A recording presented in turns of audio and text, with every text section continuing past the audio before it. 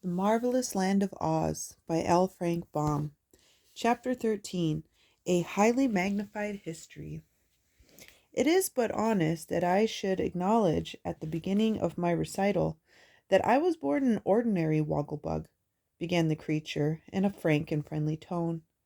Knowing no better, I used my arms as well as my legs for walking, and crawled under the edges of stones or hid among the roots of grasses, with no thought beyond finding a few insects smaller than myself to feed upon.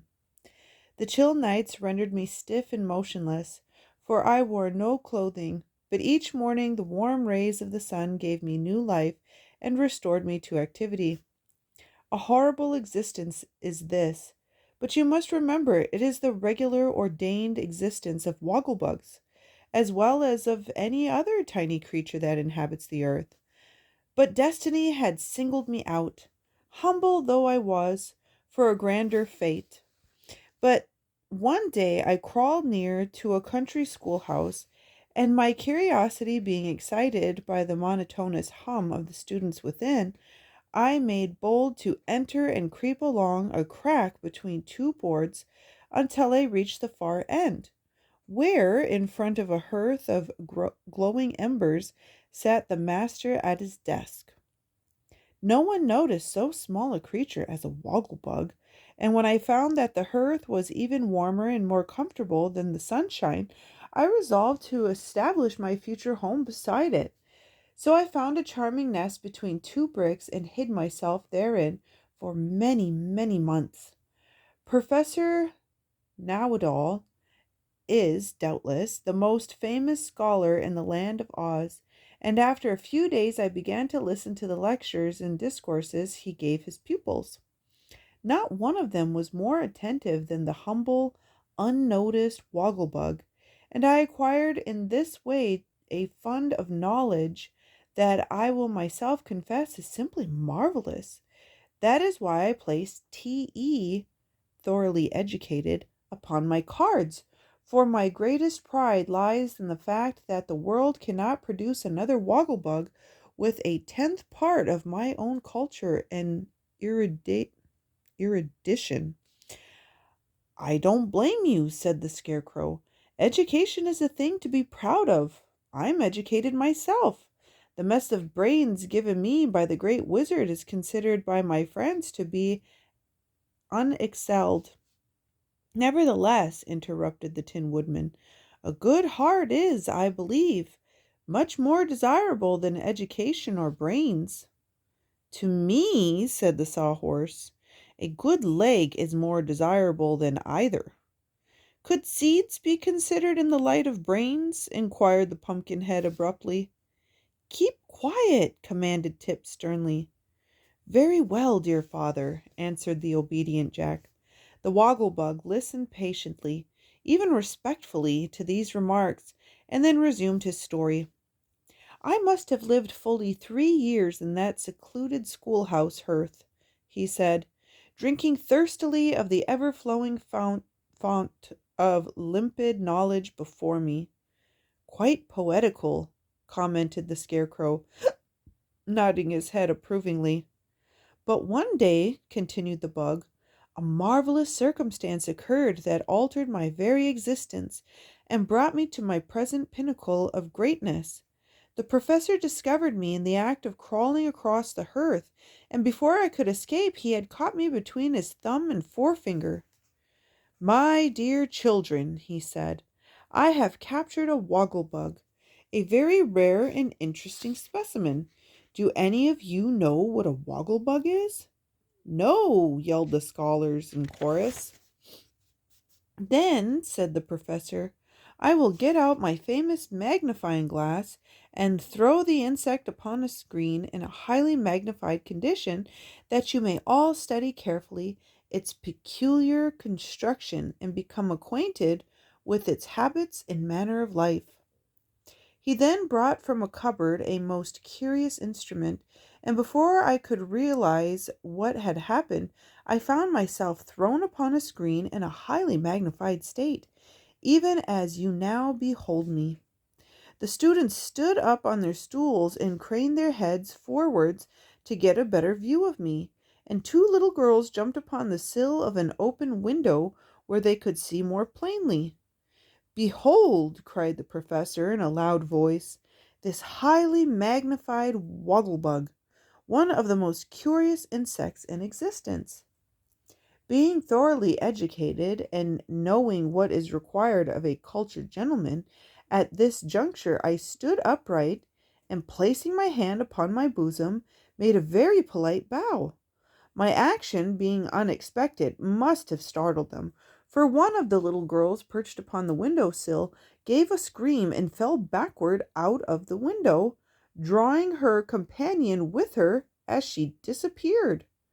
The professor uttered a cry of horror and rushed away through the door to see if the poor children were injured by the fall. The scholars followed after him in a wild mob, and I was left alone in the schoolroom, still in a highly magnified state and free to do as I pleased. It immediately occurred to me that this was a good opportunity to escape. I was proud of my great size and realized that now I could safely travel anywhere in the world, while my superior culture would make me a fit associate for the most learned person I might chance to meet. So, while the professor picked the little girls, who were more frightened than hurt, off the ground, and the pupils clustered around him closely grouped, I calmly walked out of the schoolhouse, turned a corner, and escaped unnoticed to a grove of trees that stood near. "Wonderful!" exclaimed the Pumpkinhead admiringly. "It was indeed," agreed the Woggle-Bug. "I have never ceased to congratulate myself for escaping while I was highly magnified, for even my excessive knowledge would have proved of little use to me had I remained a tiny insignificant insect." "I didn't know before," said Tip, looking at the Woggle-Bug with a puzzled expression, that insects wore clothes." "Nor do they in their natural state," returned the stranger. "But in the course of my wanderings I had the good fortune to save the 9th life of a tailor. Tailors having, like cats, 9 lives, as you probably know. The fellow was exceedingly grateful, for had he lost that 9th life it would have been the end of him. So he begged permission to furnish me with the stylish costume I now wear. It fits very nicely, does it not?" And the Woggle-Bug stood up and turned himself around slowly, that all might examine his person. "He must have been a good tailor," said the Scarecrow, somewhat enviously. "He was a good-hearted tailor, at any rate," observed Nick Chopper. "But where were you going when you first met us?" Tip asked the Woggle-Bug. "Nowhere in particular," was the reply, "although it is my intention soon to visit the Emerald City and arrange to give a course of lectures to select audiences on the advantages of magnification." "We are bound for the Emerald City now," said the Tin Woodman. "So if it pleases you to do so, you are welcome to travel in our company." The Woggle-Bug bowed with profound grace. "It will give me great pleasure," he said, "to accept your kind invitation, for nowhere in the land of Oz could I hope to meet with so congenial a company." "That is true," acknowledged the Pumpkinhead. "We are quite as congenial as flies and honey. But pardon me if I seem inquisitive. Are you not all rather rather unusual?" asked the Woggle-Bug, looking from one to another with unconcealed interest. "Not more so than yourself," answered the Scarecrow. "Everything in life is unusual until you get accustomed to it." "What rare philosophy!" exclaimed the Woggle-Bug admiringly. "Yes, my brains are working well today," admitted the Scarecrow, an accent of pride in his voice. "Then, if you are sufficiently rested and refreshed, let us bend our steps toward the Emerald City," suggested the Magnified One. "We can't," said Tip. "The Sawhorse has broken a leg, so he can't bend his steps, and there is no wood around to make him a new limb from, and we can't leave the horse behind because the Pumpkinhead is so stiff in his joints that he has to ride." How very unfortunate, cried the Woggle-Bug. Then he looked the party over carefully and said, if the Pumpkinhead is to ride, why not use one of his legs to make a leg for the horse that carries him? I judge that both are made of wood. Now, that is what I call real cleverness, said the Scarecrow approvingly. I wonder my brains did not think of that long ago. Get to work, my dear Nick, and fit the Pumpkinhead's leg to the Sawhorse.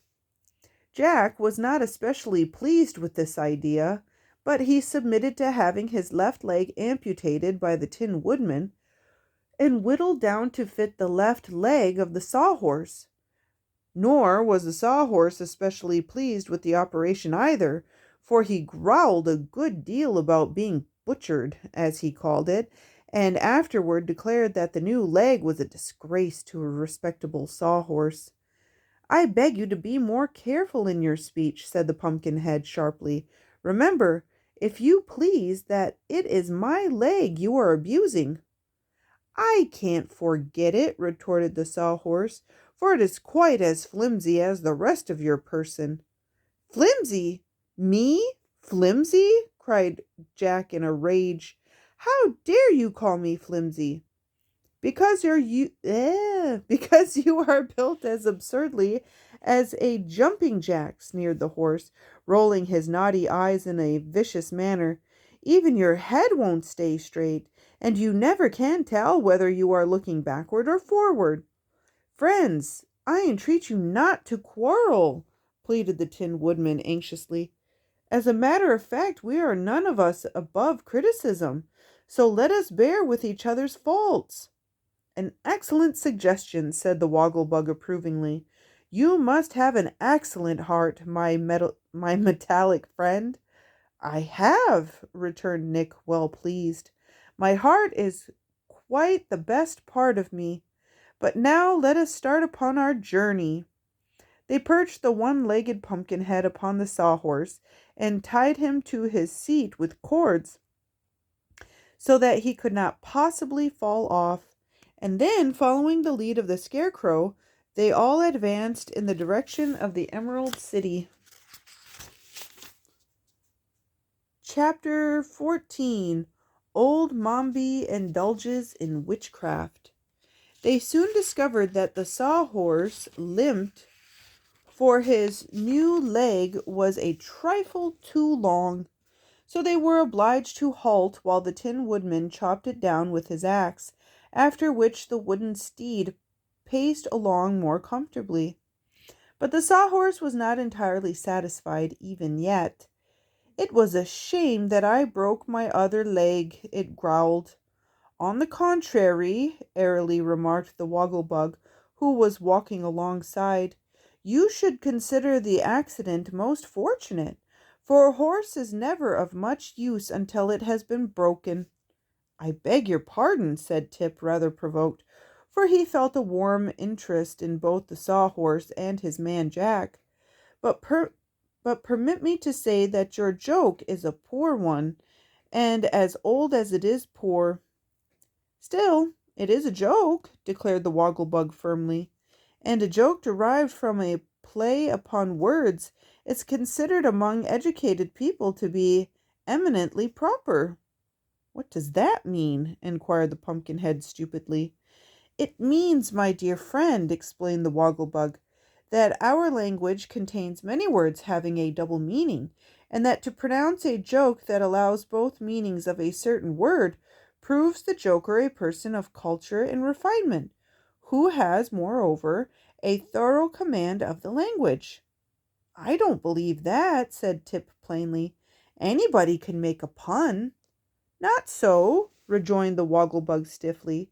It requires education of a high order. Are you educated, young sir? Not especially, admitted Tip. Then you cannot judge the matter. I myself am thoroughly educated, and I say that puns display genius.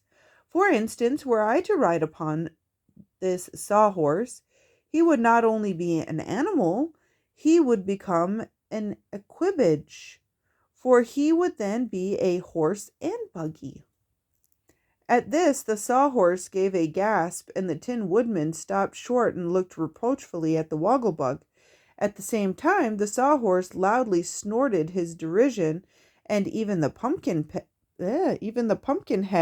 put up his hand to hide the smile which, because it was carved upon his face, he could not change to a frown. But the Wogglebug strutted along as if he had made some brilliant remark, and the Scarecrow was obliged to say, "I've heard, my dear friend, that a person can become overeducated, and although I have a high respect for brains, no matter how they may be arranged or classified, I begin to suspect that yours are slightly tangled. In any event, I must beg you to restrain your superior education while in our society." "We're not very particular," added the Tin Woodman, "and we are exceedingly kind-hearted. But if your superior culture gets leaky again—" He did not complete the sentence, but he twirled his gleaming axe so carelessly that the Wogglebug looked frightened and shrank away to a safe distance. The others marched on in silence, and the highly magnified one, after a period of deep thought, said in a humble voice, "I will endeavor to restrain myself."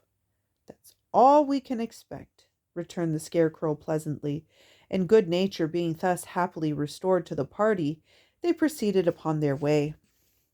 When they again stopped to allow Tip to rest, the boy being the only one that seemed to tire, the Tin Woodman noticed many small round holes in the grassy meadow. "This must be a village of the field mice," he said to the Scarecrow. "I wonder if my old friend the Queen of the Mice is in this neighborhood." "If she is, she may be of great service to us," answered the Scarecrow, who was impressed by a sudden thought. "See if you can call her, my dear Nick." So the Tin Woodman blew a shrill note upon a silver whistle that hung around his neck, and presently a tiny gray mouse popped from a nearby hole and advanced fearlessly toward them.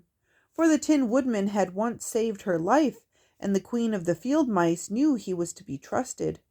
"Good day, your Majesty," said Nick politely, addressing the mouse. "I trust you're enjoying good health." "Thank you, I'm quite well," answered the Queen demurely as she sat up and displayed the tiny golden crown upon her head. "Can I do anything to assist my old friends?" "You can indeed," replied the Scarecrow eagerly. "Let me, I entreat you, take a dozen of your subjects with me to the Emerald City." "Will they be injured in any way?" asked the Queen doubtfully. "I think not," replied the Scarecrow. "I will carry them hidden in the straw which stuffs my body, and when I give them the signal by unbuttoning my jacket, they have only to rush out and scamper home again as fast as they can. By doing this, they will assist me to regain my throne, which the army of revolt has taken from me." "In that case," said the Queen, "I will not refuse your request. Whenever you are ready, I will call 12 of my most intelligent subjects." "I'm ready now," returned the Scarecrow. Then he lay flat upon the ground and unbuttoned his jacket, displaying the mass of straw with which he was stuffed. The Queen uttered a little piping call, and in an instant a dozen pretty field mice had emerged from their holes and stood before their ruler awaiting her orders. What the Queen said to them none of our travelers could understand, for it was in the mouse language. But the field mice obeyed without hesitation, running one after the other to the Scarecrow and hiding themselves in the straw of his breast. When all of the 12 mice had thus concealed themselves, the Scarecrow buttoned his jacket securely, and then arose and thanked the Queen for her kindness. "One thing more you might do to serve us," suggested the Tin Woodman, "and that is to run ahead and show us the way to the Emerald City, for some enemy is evidently trying to prevent us from reaching it." "I will do that gladly," returned the Queen. "Are you ready?" The Tin Woodman looked at Tip. "I'm rested," said the boy. "Let us start." Then they resumed their journey, the little gray Queen of the Field Mice running swiftly ahead and then pausing until the travelers drew near, when away she would dart again. Without this unerring guide, the Scarecrow and his comrades might never have gained the Emerald City, for many were the obstacles thrown in their way by the arts of the old Mombi. Yet not one of the obstacles really existed.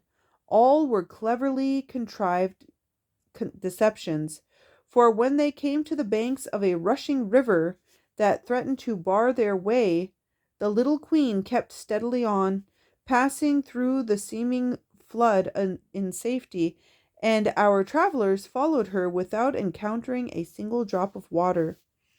Again, a high wall of granite towered high above their heads and opposed their advance, but the gray field mouse walked straight through it, and the others did the same, the wall melting into mist as they passed it. Afterward, when they had stopped for a moment to allow Tip to rest, they saw 40 roads branching off from their feet in 40 different directions, and soon these 40 roads began whirling around like a mighty wheel, first in one direction and then in the other, completely bewildering their vision. But the queen called for them to follow her and darted off in a straight line, and when they had gone a few paces the whirling pathways vanished and were seen no more. Mombi's last trick was the most fearful of all. She sent a sheet of crackling flame rushing over the meadow to consume them, and for the first time the Scarecrow became afraid and turned to fly. "If that fire reaches me, I will be gone in no time," he said, trembling until his straw rattled. "It's the most dangerous thing I ever encountered." "I'm off too," cried the Sawhorse, turning and prancing with agitation, "for my wood is so dry it would burn like kindlings." "Is fire dangerous to pumpkins?" asked Jack fearfully. "You'll be baked like a tart, and so will I," answered the Wogglebug, getting down on all fours so he could run the faster. But the Tin Woodman, having no fear of fire, averted the stampede by a few sensible words. "Look at the field mouse," he shouted. "The fire does not burn her in the least. In fact, it is no fire at all, but only a deception." Indeed, to watch the little queen march calmly through the advancing flames restored courage to every member of the party, and they followed her without being even scorched. "This is surely a most extraordinary adventure," said the Wogglebug, who was greatly amazed, "for it upsets all the natural laws that I heard Professor Nawatal teach in the schoolhouse." "Of course it does," said the Scarecrow wisely. "All magic is unnatural, and for that reason is to be feared and avoided. But I see before us the gates of the Emerald City, so I imagine we have now overcome all the magical obstacles that seem to oppose us." Indeed, the walls of the city were plainly visible, and the Queen of the Field Mice, who had guided them so faithfully, came near to bid them goodbye. "We are very grateful to your Majesty for your kind assistance," said the Tin Woodman, bowing before the pretty creature. "I am always pleased to be of service to my friends," answered the Queen, and in a flash she had darted away upon her journey home.